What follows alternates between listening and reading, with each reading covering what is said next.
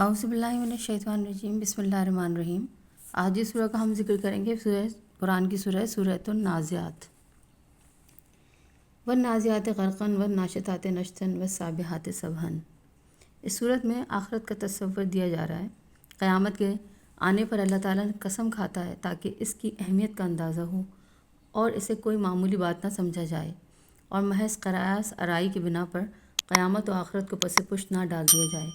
حشر نشر کی کیفیات سمجھائی جا رہی ہیں اور یہ بات ذہن نشین کی جا رہی ہے کہ موت کے وقت ہی سے حقائق منکشف ہونا شروع ہو جاتے ہیں، بلکہ سچ پوچھو تو موت خود ہی قیامت صغریٰ ہے اور قیامت کبریٰ پر شاہد ہے۔ اس وقت سے عذاب و ثواب کا سلسلہ شروع ہوتا ہے۔ یہاں ان فرشتوں کی قسم کھائی جا رہی ہے کہ جو کافروں کی روح اور ان کے رگوتن سے سختی کے ساتھ کھینچتے ہیں کہ وہ مرنے سے بھاگتے ہیں، اور ان فرشتوں کی بھی جو مومنوں کے بدن سے جان کی گرہ کھولتے ہیں کہ وہ اپنے رب سے ملنے کے لیے بے چین ہیں، پھر ان کو ان کے مقام پر پہنچا دیتے ہیں۔ حضرت موسیٰ علیہ السلام اور فرعون کے واقعہ کی طرف بھی اس صورت میں اشارہ کیا گیا ہے کہ لوگ اس بات کو ذہن نشین کر لیں کہ پیغمبر کی نافرمانی اور حکم الہی سے سرکشی کے باعث بسا اوقات دنیا میں بھی عذاب آتا ہے، اور فرعون کو دیکھو یہاں پانی میں ڈبویا گیا اور وہاں آگ میں جلایا جائے گا۔ اس کے بعد اللہ تعالیٰ کی توحید انسانی اعمال کے نتائج اور ثمرات کا ذکر بھی ہے۔ پھر قیامت ہی کے ذکر پر سورہ کا ختم ہوتا ہے اور قیامت کے واقع ہونے کی تصدیق کی گئی ہے۔ اور اس سورہ میں یہ بھی بتایا گیا ہے کہ اللہ تعالیٰ فرماتا ہے کہ اس واقعے کو یاد کرو، اور لیکن اہل عرب کے لیے اس واقعے کے ہر پہلو سے قیامت برحق ہونے کے شواہد بھی اس میں مضمر ہیں۔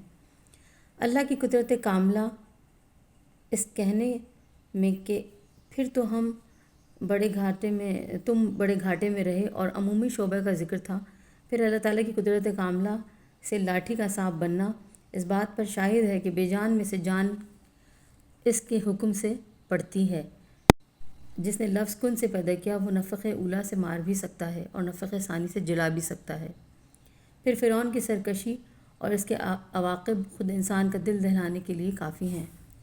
اب اس کے بعد بھی اگر اللہ تعالیٰ کی قدرت و حکمت میں کوئی شبہ ہو تو بلند آسمانوں کو دیکھو، رات و دن کے آنے جانے پر انسان نظر کرے اور پہاڑوں کے استحکام پر نظر ڈالو۔ اللہ فرما رہا ہے جس نے ان کو بنایا اور ان کو بگاڑ بھی سکتا ہے۔ ایک دن آئے گا جب انسان کو اپنے اعمال یاد آئیں گے، دوزخ بھی بھری جائے گی، جنت آباد ہوگی۔ یہ لوگ جو انکار کا شکار ہیں وہ تو بس پوچھتے ہی رہیں گے کہ قیامت کب آئے گی، گویا اس کا فوراً نہ آنا ان کے نزدیک اس کے نہ آنے کی دلیل ہے۔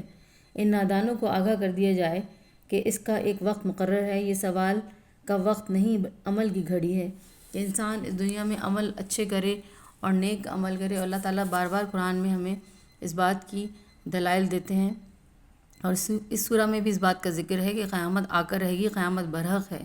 تو انسان کو اپنے اعمال دیکھنے چاہیے، بھلائی اور اچھے کام کرنے چاہیے تاکہ آخرت میں بھی اس کو کامیابی ملے اور دنیا میں بھی وہ عزت سے رہے۔ مومن کے لیے یہ بہت ضروری ہے۔ اور حضرت محمد صلی اللہ علیہ وسلم کا جو ذکر ہے قرآن کو تفسیر سے پڑھنا، ترجمے سے دیکھنا بہت ضروری ہے ہر ایک کے لیے۔ آج کے لیے صرف اتنا ہی۔ السلام علیکم، جزاک اللہ۔